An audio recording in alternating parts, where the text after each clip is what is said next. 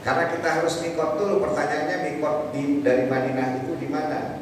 Itu di Bir Ali. Sekarang itu apa yang harus kita lakukan ketika kita akan berangkat dan mikot itu? Nah, itu ya pertanyaannya. Nah, Bapak sekalian hormati, katakan ya hari ini sekarang ini misalnya kita mau berangkat ke Mekah dari Madinah. Pokoknya di Madinah sudah selesai ya. Nah, karena kita harus mikot, ya harus mikot di Bir Ali itu, maka kita sebelum kita keluar dari hotel di Madinah itu, kita sudah mandi ihram. Ya, sudah mandi ihram. Kemudian nanti kalau sudah mandi ihram, kita berwudu, sudah berwudu ya. Kalau sudah berwudu, nanti kita semua berpakaian ihram semua. Ya, berpakaian ihram semua. Jadi nanti keluar hotel untuk menuju ke Mekah, bos sekalian, kita itu sudah berpakaian ihram semua, siap dengan ihram kita, tapi belum niat. Paham ya, Pak ya? Nah, ini gelombang pertama. Ya, gelombang pertama yang di Madinah. Nah, Bapak Ibu sekalian, katakanlah kita jam berapa? Jam 1 misalnya, atau jam 2 kita keluar dari hotel kita untuk menuju ke Mekah. Di sana kita sudah disiapkan ya, begitu keluar hotel kita sudah disiapkan satu mobil, satu bus itu satu rombongan satu bus. Satu rombongan berapa? Kalau sekarang kayaknya 40 orang. Kalau kemarin rombongannya besar 45 orang. 40 orang.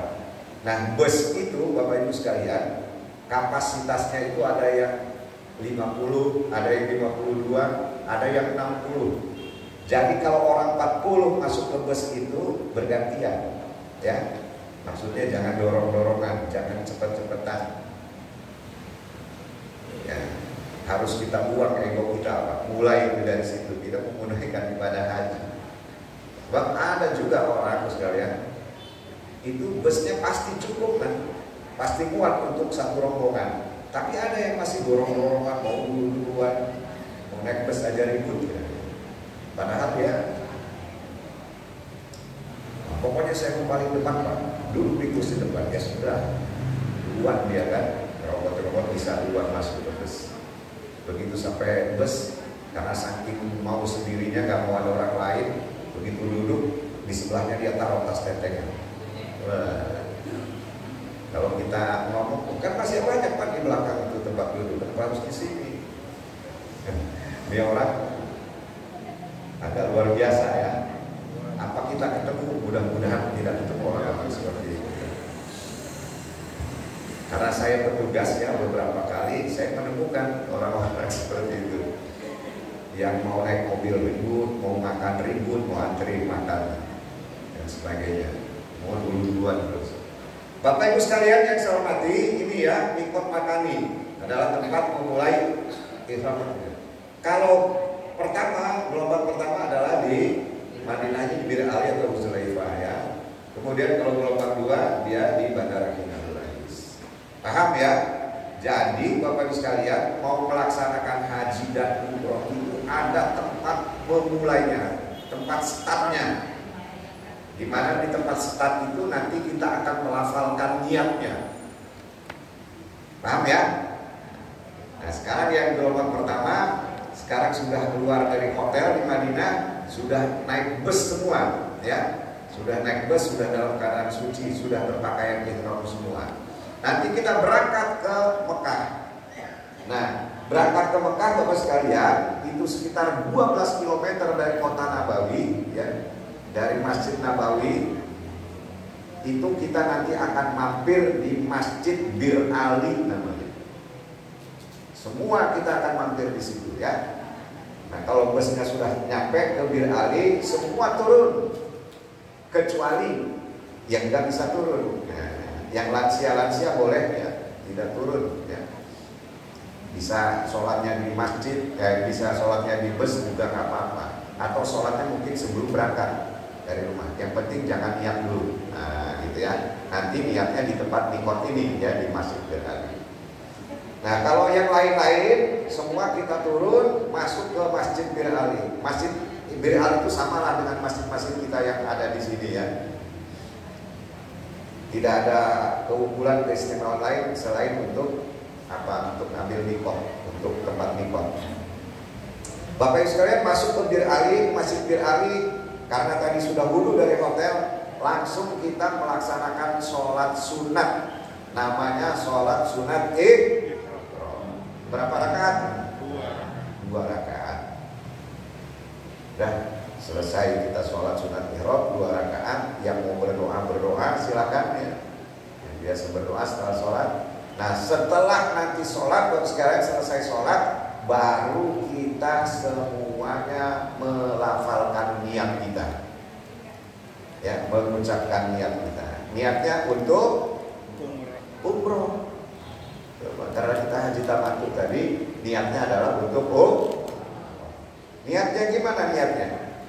Allahumma labbaik. Labbaik Allahumma. Kalau bismillahirrahmanirrahim ahya wa bismika amun itu doa tidur. Labbaik Allahumma umrotan. Ya paling mudah. Jadi 3 ucapan aja itu. Labbaik Allahumma umrotan. Coba sama-sama. Labbaik Allahumma umrotan.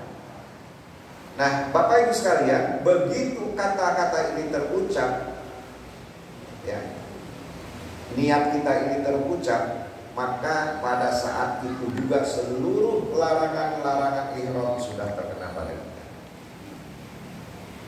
Gak boleh lagi nutup bulu, nutup kumis, misalnya potong kuku, tidak boleh lagi rofas, busuk, jidal. Rofas itu ngomong yang kotor, menggunjing orang, gibahin orang. Ini kita betul-betul mau ya. Jadi sudah terkena kita. Begitu Allahumma labbaik Allahumma umrotan, ya niatnya seperti itu, maka seluruh larangan-larangan kita.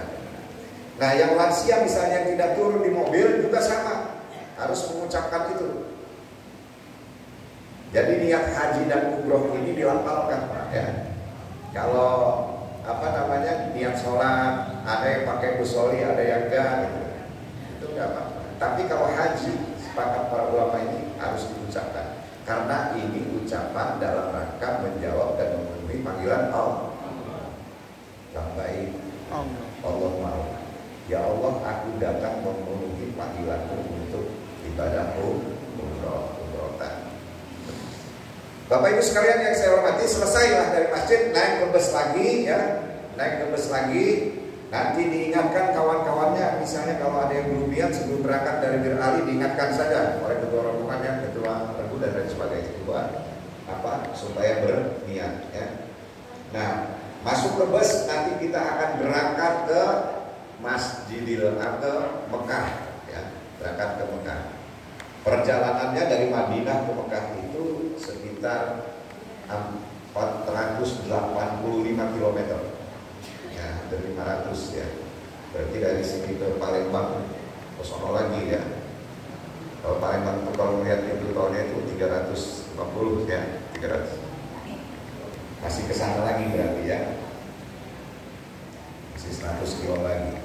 Nah, Bapak Ibu sekalian yang saya hormati, nanti berangkat sama-sama 10 rombongan itu 10 bus ke Mekah. Ingat, kita ini semua lagi berpakaian ihram, dalam keadaan ihram. Harus kita jaga semuanya, ya. Berpakaian ihram, bapak-bapak selembar di atas dan selembar di bawah saja kayak ihramnya. Tidak ada yang lain-lain. Celana dalam, pakaian dalam, segala macam semua harus cocok. Nah, ibu-ibu berpakaian ihramnya itu semuanya tertutup kecuali telapak tangan dan muka. Ya. Walaupun nanti akan kita lihat di sana ada mukanya yang tetap tertutup, mungkin mazhabnya lain ya, silakan saja. Tapi di buku panduan manasik haji kita namanya ihram buat ibu-ibu itu hanya telapak tangan dan muka. Artinya apa? Tidak boleh kita pakai cadar. Ya kan namanya kelihatan mukanya. Nah Nah, tapi kalau di sana nanti campur Pak, ada yang seperti itu ya. Gak usah kusil kita ya.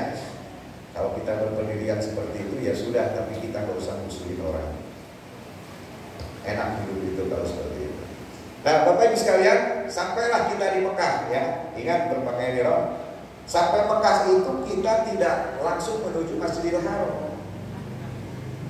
Ya. Tetapi kita akan menuju ke tempat tinggal kita dulu, ke hotel kita dulu. Di mana pemondokannya, hotelnya di mana? Nanti kita semua satu kloter itu akan ke situ dulu. Tapi lagi berpakaian ihram ini ya, masih harus tinggal. Nah, di hotel itu sudah ada petugas Pak. Ya, ada petugas kita nanti yang akan memberikan kunci kepada ketua rombongan atau ketua. Satu rombongan, ketua rombongan yang panggil.